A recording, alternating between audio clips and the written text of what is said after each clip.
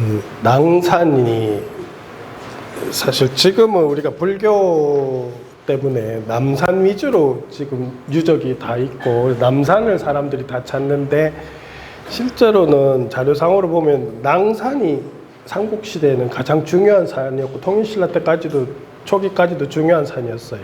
왜냐하면 신라에서 모시는 그 삼산이 있었어요. 가장 중요한 이게 대사, 중사, 소사가 있었는데 가장 큰 제사를 모시는 제사 중에 삼산을 모셨거든요. 그러니까 국가에서 특히나 삼산은 지금 낭산이 있고 그 다음에 영천에 그 골화인가 있고 또 저 청도 쪽인가 뭐 또 현례라고 있거든요. 이런 삼산 그러니까 경주 분지 내에서는 낭산이 가장 중요한 산이었고 실제로 풍수적으로도 조선시대에도 낭산을 진산으로 삼았었거든요. 그러니까 토암산으로 해가지고 이렇게 힘이 내려와서 낭산에 뭉쳤다고 생각한 거예요. 그런 산이었는데 그 낭산 주변에는 실제로 굉장히 유명하신 분들이 많이 거기 주변에 계셨어요. 그 양지 같은 경우 보면 사천왕사지 우리가 발굴했을 때 그 노교 사천왕상이라든지 이런 거 다 조각하신 분이 낭지 스님이거든요. 낭지 스님이 저쪽에 석장사에 자기가 불탑을 만드는데 전에다가 불상을 다 만들어서 이걸 전체를 해가지고 탑을 만드실 정도로 그 예술적으로 뛰어나신 분인데 그분도 계셨고 또 월명사가 계셨고 그죠? 월명사가 계셨고 백결 선생이 있었고 재치원도 그 낭산 주변에서 나신 거예요. 지금 보면 독서당이라고 있거든요. 낭산 요쪽에 독서당이라는 그걸 이제 재치원 선생 뭐 태어나신 데는 아닌데 정확하진 않은데 그 낭산하고 연결해서 해놨고 또 의상법사가 뒤에 또 분황사에 아니요 그저 뭐죠 황복사에 출가하셨고 낭산 저쪽 너머에 황복사에 출가했고 명랑법사하고 사천왕사지하고 연결되고.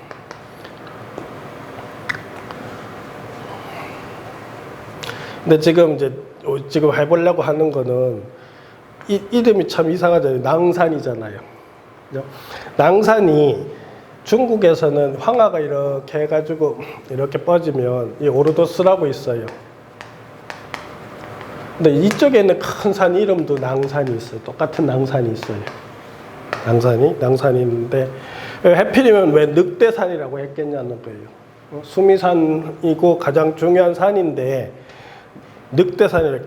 지금 우리나라의 산 이름이나 마을 이름이나 보면 다 그냥 짓지 않거든요. 다 뭔가 유래가 있고 의미가 있고 뭔가 상징이 있어서 이름을 짓는데 근데 신라에서 가장 중요한 산을 낭산이라고 지었다는 거는 이 이름 속에 뭔가 비밀이 들어 있었을 거라는 거예요. 근데 지금 우리들은 그게 왜 낭산인지 아무도 모르거든요. 제대로 설명을 못 한단 말이에요. 왜 낭산인지 못 하는데 그거를 쭉 한번 풀어보면 낭산이 이렇게 찍으니까 진짜 중심 같죠. 그죠? 경주 분지에 지금 낭산이 딱 중심 같은 느낌이 들잖아. 그러니까 지금 아마 이렇게 이 분지의 중앙에 있는 산이라는 인식이 있었던 것 같아요.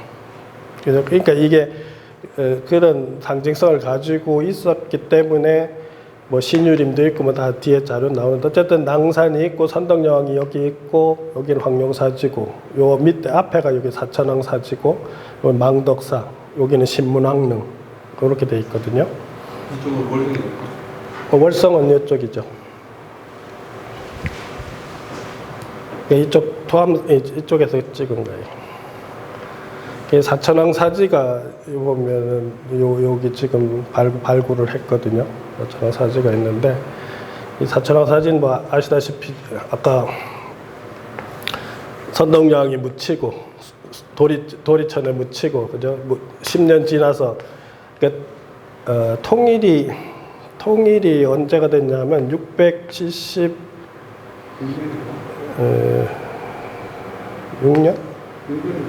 6년 11월인가 마지막으로 당나라 군사를 쫓아냈거든요. 그래서 완전히 통일이 완성된 상태에서 679년에 당나라 군사가 쳐들어온다는 그 전가를 받는다고요. 갑자기.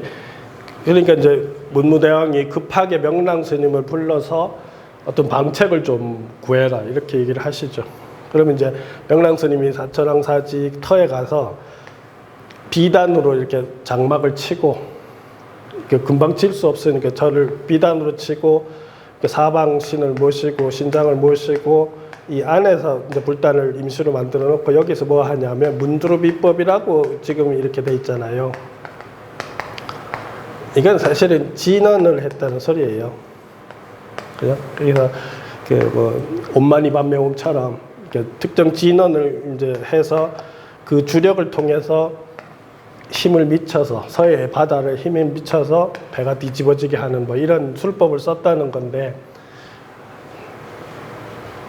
근데 지금도 그런 것도 기도하시는 분들이 그렇게 생각을 하지만 고대에서는 늘 그런 게 있는 거예요. 지금 향가 같은 경우도 이게 대부분이 뭐냐 하면 향가에 나오는 이야기를 하늘, 이제 보이지 않는 세계에 이렇게 말로 전하면 뜻이 통해서 영향력을 미칠 수 있다는 생각이 깔려 있어요. 근데 지금 이렇게 해가지고 서해 바다가 파도가 쳐가지고 당나라 군사가 못 들어왔거든요. 얘기를 하면. 근데 명랑 스님 같은 경우에 또 보면 용왕하고 연결된 어떤 을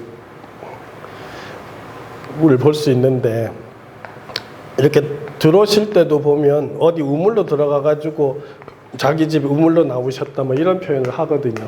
물하고 용왕하고 연결된 어떤 그런 종교적 의식 세계에 있었던 분 같은데, 어쨌든 사천왕 사진은 그렇게 해서 생기게 됐고, 황복 사진은 아까 말한 대로 이게 소지왕 아니야 뭐더라? 그다음에 하여튼 여기에 지금 의상스님이 출가절이에요. 낭산 뒤에 있고, 또 능지탑이라고 또 있어요. 낭산에.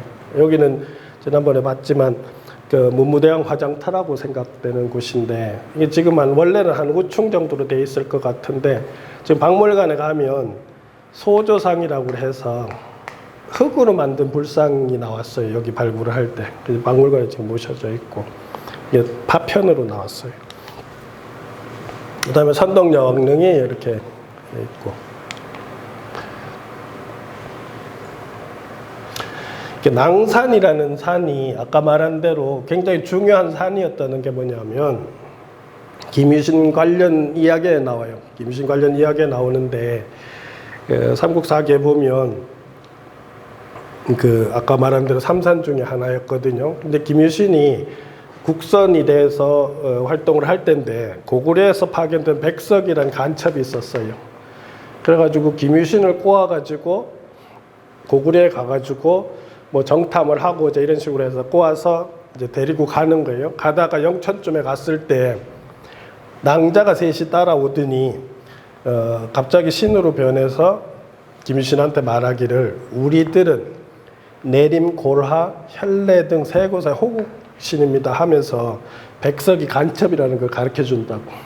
그렇게 해서 김유신이 백석을 잡아서 취조를 해보니까 실제로 이제 간첩이어서 백석을 죽이게 돼서 위기에서 벗어나는데, 뭐 이게 사실이면 이제 백석 따라갔으면 김유신이 없어지는 거죠. 고구려 잡혀갔으면 이제 그런 위기인데, 어쨌든 그 위기를 벗어나게 하게 도와준 게 삼산의 여신이었다는 거예요. 조선시대도 경주의 진산으로 인식해서 가장 중요한 산으로 인식을 했는데, 삼국유사에 보면 낭산 남쪽에는 신유림이 있다 이런 표현이 있어요. 그러니까 신유림이 있다는 거예요. 그러니까 그야말로 신들이 노니는 숲이 있었다는 거예요. 이름 그대로 하면. 또 나림은 곧 신유림으로 불렸다고 볼 수 있는데, 이거 이병도가 얘기한 얘기인데, 또 신중 동국여지 성남에도 보면 낭산을 경주의 진산이라고 한 것은 낭산을 나력으로 이해할 수 있는 방중자료도 홍수. 근데 지금 보시면 낭산을 나림 혹은 내림으로 돼 있거든, 한자로.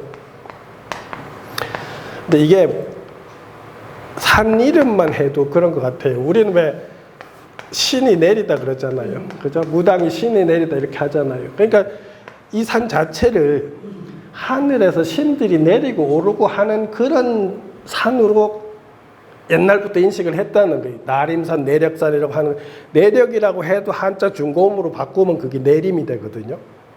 지금 력자도 리로 읽기 때문에 내림산이 된다고. 그러니까 내림산이라고 읽었다는 것 자체가 경주 분지에서는 낭산을 하늘에서 신들이 내리고 오르고 하는 그런 대로 인식하고 있었다는 걸 알 수가 있어요. 이름 자체에서도.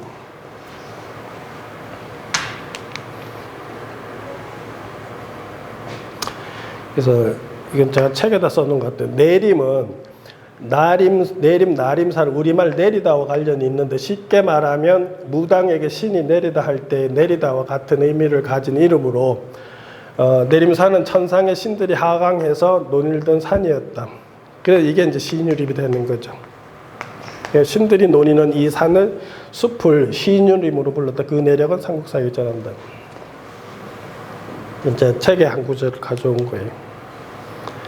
그 삼국사기 실성이사금조에 보면 그 시인유림이라고 하는 뭐 그 이름이 되는 그 이유가 있는데 12월 8일 낭산에서 구름이 떠올라서 바라보니 마치 누것 것 같고 향기가 우연히 퍼지며 오랫동안 없어지지 않았고 왕이 말하기를 이는 반드시 설령이 하늘에서 내려와 놀미니 아마 이 땅이 복지일 것이라 하여 이로부터 나무를 못 베게 했다.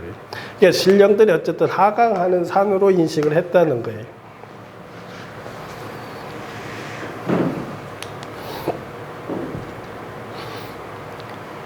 그래서 이 내림산이 곧 수미산이 됐는데 아까도 말했지만 삼국유사에는 환인제석이라고 표현되어 있어요. 그러니까 수미산 도리천에 이 전체를 관장하는 사람이 제석천이거든요. 그러니까 환인제석이라고 표현할 때 결국은 우리식 하나님과 불교식 하나님이 합쳐진 동어반복적인 표현인가 환인제석하고 하면. 그래서 이것 때문에 법화경에서 이 말이 나온다 해서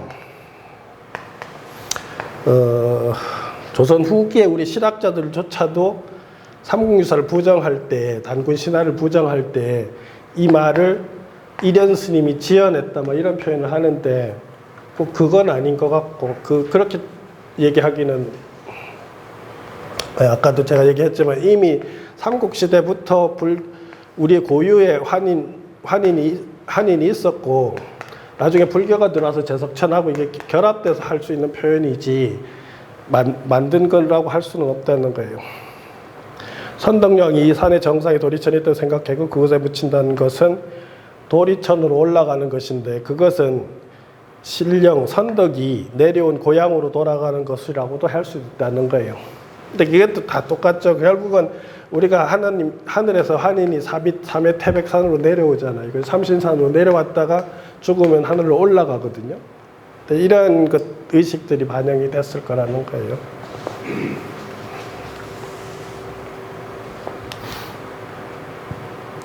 그러니까 그렇다면 그런데 왜 낭산이라고 이름을 지었냐는 거예요. 늑대산이잖아요. 그러니까 신들이 내려오고 올라가는 통로로 생각했던 내림산을 낭산으로 부른 것에서는 우리가 모르는 어떤 비밀이 있었을 거라는 거예요. 제 책에 이렇게 표현을 했어요. 그러면 그 비밀이 뭐냐 하면 신라 김씨 왕족들 의식에 늑대가 신성한 동물로 자리 잡고 있었을 가능성이 있다는 거예요. 쭉 풀어볼게요. 그래서 황남대청에 묻힌 늑대 관식을 보면 추정할 수 있는데 우리가 흔히 신라 왕족들이 머리에 새 날개 모양의 관식을 쓰고 저승에 갔다고만 알고 있거든요.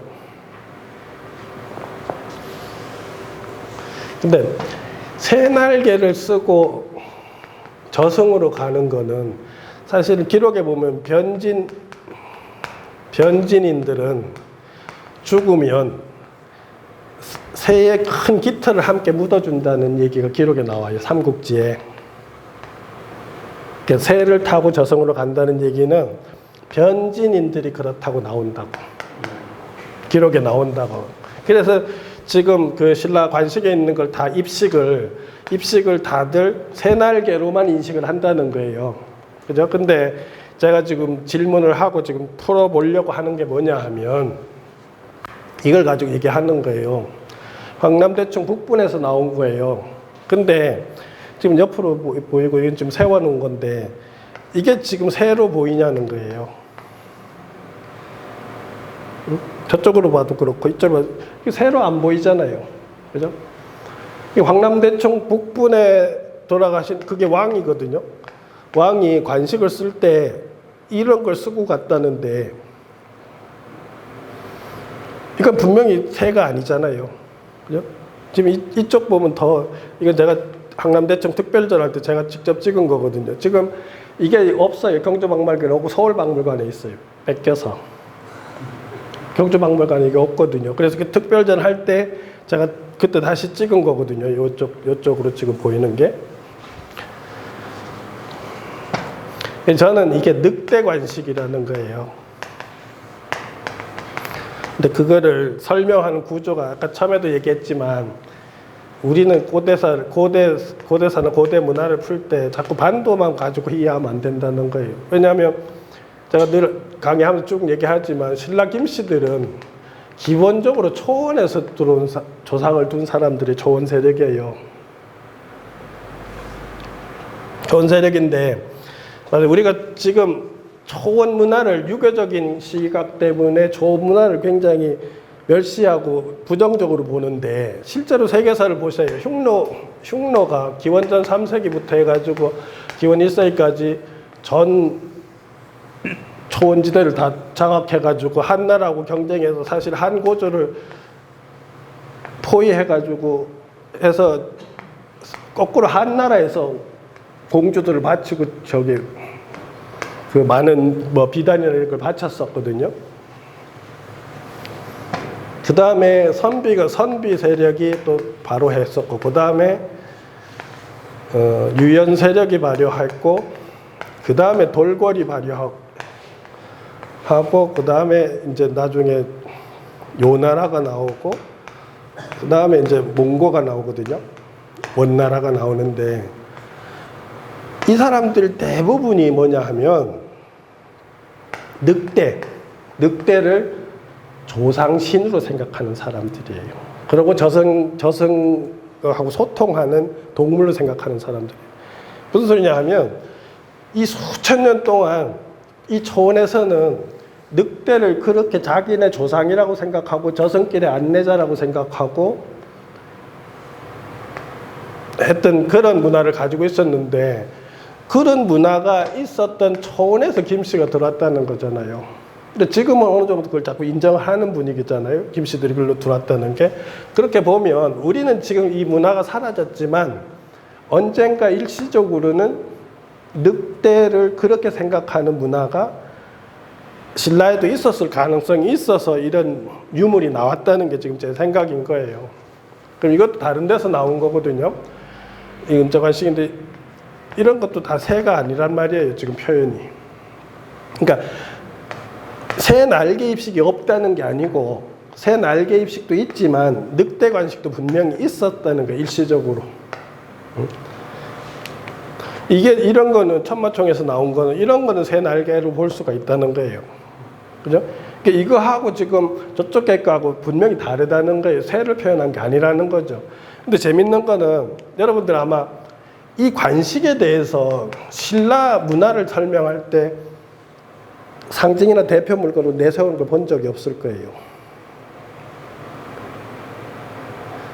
무슨 미술 우리 무슨 그 사전에도 보면 겨우 한번 나오는, 제가 보기에는 만약 이거를 신라의 대표적인 혹은 고청 고분 시대의 대표적인 문화 상징으로 내세우지 못하는 이유 중에 하나가 이 그림을 내세우고 세관식이 이렇게 하면은 오해 혹은 말이 안 되거나 설명하는 게 잘못됐다는 인식들이 많을 거라고.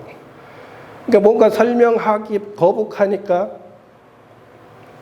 이 관식을 그런 자료에 잘 안 내놓지 않냐 하는 게 지금 제 생각이에요.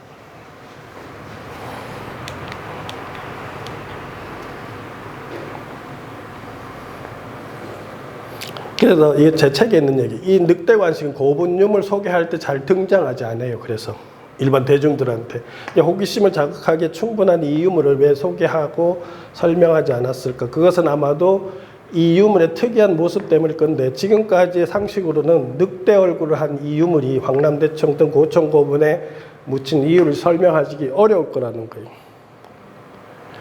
그래서 이 유물을 경주의 진산인 낭산과 함께 신라 고청고분 주인공을 이해하는 어떤 중요한 단서가 된다는 게 이제 제가 새롭게 제시를 하는 거예요. 그러니까 그게 지금 초원 세력의 문화가 신라로 들어왔고, 그죠? 그게 일시적으로 늑대가 저승에 갈 때 길 안내자라는 의식을 가지고 있었고, 네. 그것이 늑대 관식하고, 그래서 신이 내려오고 올라가는 산이었던 내림산을 불교적으로는 수미산이라고 했고, 그죠? 이게 이제 저런 좋은 문화, 늑대 문화를 가지고 들어왔을 때는 이게 낭산이라는 이름으로 명칭이 생겼을 거라고 내가 추론을 해보는 거예요, 새롭게.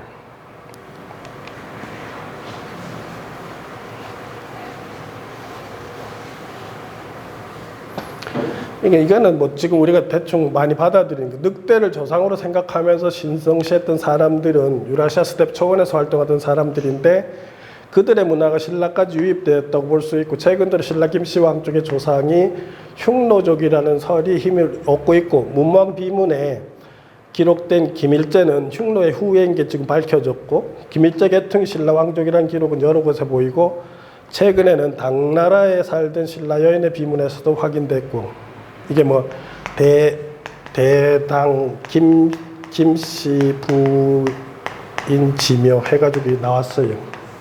여기 발견이 돼서 최근에 발견됐는데 여기에도 보면 자기네 조상이 김일제라고 돼 있어요. 그러니까 지금 서안에 있어요, 그게. 그죠? 그러면 이렇게 됐잖아요. 이렇게 됐고 물론 김일제가 신라 왕실의 직접적인 조상이라는 건 앞으로 더 연구가 돼. 이 책에 써서 이렇게 돼 있어요. 신라 왕실이 흉노 혹은 천산 지역의 주민과 관련이 있을 가능성은 얼마든지 있다는 거예요. 그러니까 그렇게 해서 조문화가 들어오는 과정에 이것 늑대 문화도 일시적으로 들어와서 작동이 되다가 지금은 사라졌기 때문에 우리가 모른다는 거예요. 지금 제 추론은. 근데 그 초원의 전체로 보면 우리가 잘 아는 로마의 창시자인 로물루스 같은 경우도 늑대 젖을 먹고 자란 거로 돼 있잖아요. 우리 상식적으로. 그러니까 로마인들이 이 창시자가 로물루스인데 이 사람들이 그 터키 지역에 있었던 그 하고 전쟁하던 트로이 전쟁을 할 때 트로이 전쟁에서 패한 귀족들이 넘어가 가지고 지금 이탈리아의 조상들이 됐는데 그 전설에 보면 전쟁의 신 마르스 처녀하고 결합을 해서 임신해서 태어난 쌍둥이가 있었는데 이게 사생으로 태어나서 강에다 버렸거든요. 그래서 배에서 이렇게 바구니에 버려서 떠내려가다가 묻혀 닿았는데 이걸 늑대가 발견하고 늑대가 젖을 먹여서 키운다고. 그렇게 해서 자라나서 이들이 나중에 로마의 창시가 됐다 뭐 이런 얘기거든요. 그 스토리 자체는.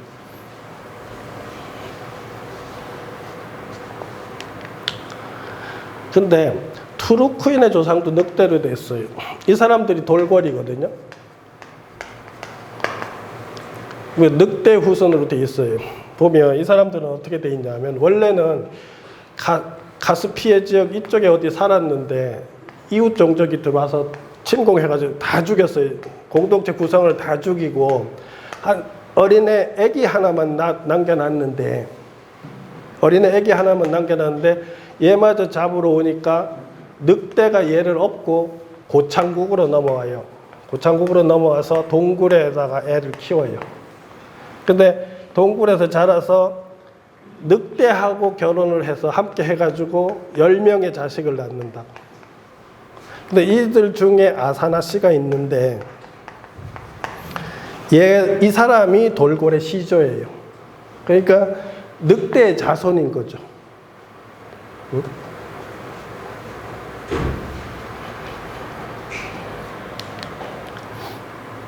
그래서 돌궐 투르크인들은 보면 신당서에 뭐라고 기록이 돼 있냐면 늑대를 섬기는 얘기가 나와요. 왕이나 지도자가 머무는 천막 깃발에는 항상 황금으로 된 암컷 머리 모양의 장식을 하는 거예요. 왜냐하면 여기서 10명의 자식이 나온 데서 자식 조상들이 나왔으니까. 또 또한 투르크 왕은 황금 암늑대의 자손으로 수컷 늑대들의 호의를 받는다고 생각을 했고, 그러니까 왕을 호위하는 호위무사는 늑대였던 거죠. 다 이게 연결이 된다니까요. 근데 이게 지금 이게 터키, 제가 이게 자료 찾으려고 옛날에 책 쓸 때 터키 대사관에 가서 얻은 거예요. 자료를 못 구해가지고. 대사관에 가서 책을 좀 구해서 보니까 이게 있어가지고 이걸 자기가 구했는데, 보시면 지금 왕인데, 투르크 왕인데 지금 늑대가 이렇게 호위하고 지켜주고 있잖아요. 그죠? 이런 문화가 투르크 돌골하고 연결이 돼 있단 말이에요. 돌골 세력하고 강하게 연결이 돼 있는데, 이거는 또 뭐냐 하면, 이게 바이칼 호수 주변에 이쪽에 하면 부리아트족이 있거든요. 근데 이 사람들 신당에 있는 거예요. 우리는 막 무당, 그러니까 당에 있는 거, 신당에 있는 건데, 늑대 가죽만 벗겨가지고 모셔놨어요. 그럼 여기도 지금 늑대가 있거든요. 그럼 이건 이 무당은 어떤 무당이냐 하면, 지금 늑대라는 늑대의 영혼, 무당이 늑대의 영혼을 타고 저승에 가서 정보를 획득해가지고 또 타고 와가지고 의뢰인의 어떤 문제를 해결해 주는 거예요. 그러니까 늑대가 저승을 오고 가는 짐승으로 되어 있단 말이에요. 지금 부리아트 무당한테도.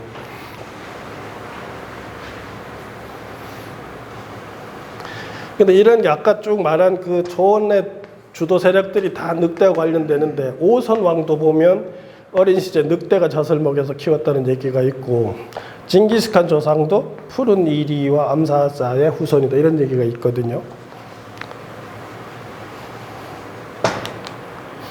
그래서 이건 제 책에 있는 건데, 대체적으로 보면 남러시아에서 이런 사상이 태어나가지고 이탈리아로도 가고 이집트로도 가고 동쪽으로 넘어와서 초원에서 바로 했다가 이게 신라까지도 일시적으로 들어왔을 거라는 거예요.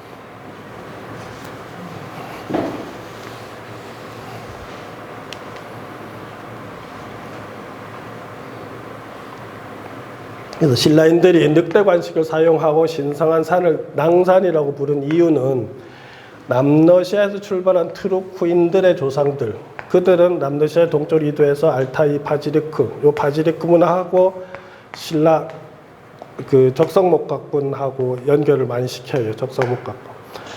그들의 문화를 받아들인 흉노나 돌궐은 다 같이 자신들이 늑대의 자손이라고 믿었는데, 그리고 알타이 지역의 고대인들은 지하세계 상징 동물로 물고기, 뱀, 늑대를 숭배했는데, 이러한 늑대에 관한 관념이 신라에도 유입됐을 거라는 거예요.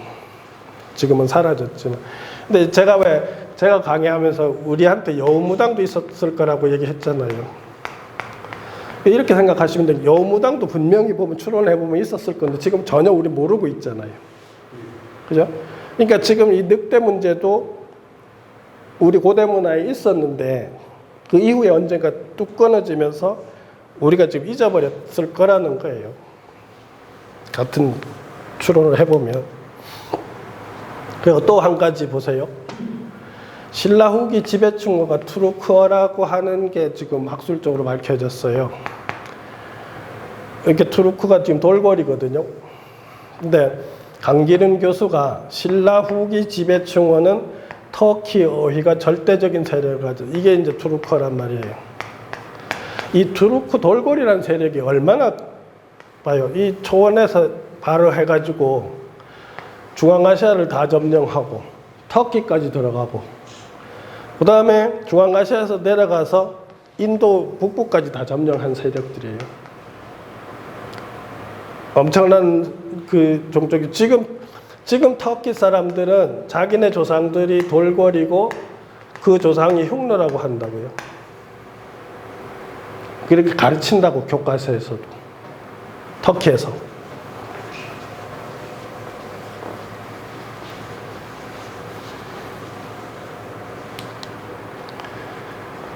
이제 봐요. 그러면 투르크 문화가 신라에 유입된 근거를 제가 지금 정리를 해 놓은 거예요. 보시면 간접적인 근거이긴 하지만 첫째는 알타 지역 아까 말 바지리크 문화하고 신라 문화가 친연성이 있다는 게 지금 많은 사람들이 하고 있는 얘기예요. 두 번째는 후기 신라 지배층 언어에 트루크가 스며들었다는 거고, 세 번째는 문무왕 비문에 자신의 조상으로 얘기하는 사람들이 김일제고 그가 흉노라는 거. 그 다음에 경주 분지 중앙에 자리 잡은 진산의 이름이 낭산이라는 것, 즉 늑대산이라는 것도 관련이 있고, 또한 천전리 암각하에는 고대 알타이 지역에서 지하 세계 동물이라고 하는 물고기, 뱀, 늑대가 다 있어요. 그러니까 이런 걸 전체적으로 봤을 때 지금 제가 추론하는 거는 낭산이라는 이름이 그냥 생긴 게 아니고, 분명히 우리는 지금 잊어버려서 모르지만 일시적으로는 늑대가 저승을 오고 가는 어떤 동물이라는 거, 그런 그 투르크 계통은 적어도 초원 문화가 유입될 때 일시적으로 들어왔고 그것이 작동이 됐다가 사라졌다는 거죠.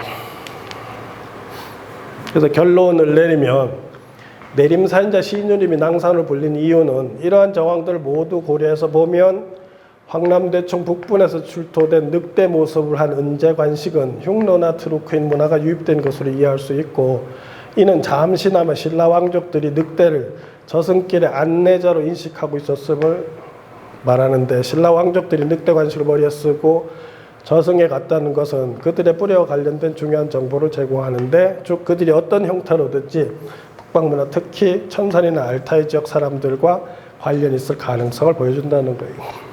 그러니까 낭산이라는 이름 자체가 그냥 생긴 게 아니라는 거죠. 이렇게, 왜냐하면 낭산이라는 게 그냥 단순히 생길 수 없는 이유가 그렇잖아요. 신라에서 서랍을 분지해서 가장 중요한 산으로 인식했고, 그것이 신들이 내려오고 올라가는 산이라고 하는 신유림이 있던 산이고, 이걸 선덕도 수미산으로 인식했고, 이렇게 신성한 산인데 이 산을 그냥 이유 없이 낭산으로 안 했을 거라는 거예요. 그러니까 그렇게 해서 추론을 해보면, 이러이러한 정보들을 수집해서 생각을 해보면 바로 신라 김씨들이 좋은 세력하고 연결이 돼 있고, 우리가 모르지만 어느 단계에서는 그 문화를 일시적으로 받아들여서 그 작동을 당분간 하다가 사라졌을 거라는 게 이제 제 추론인 거예요. 그러니까 이렇게 지금 우리가, 저도 이게 추론이긴 하지만, 그렇잖아요. 추론이긴 하지만 우리는 계속 반복하지만 실제로 사실 그 기록되지 않은 우리 문화들이 실제로 많이 작동되던 걸 너무 많이 잊어버려서 우리 조상들이 어떤 생각을 가졌는지 어떤 그런 것들을 지금 너무나 모르고 있고 그렇다는 거예요.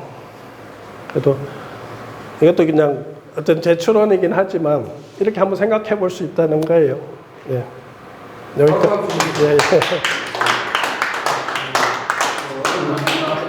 예. 늦게 왔네. 이런 강의를 하시는데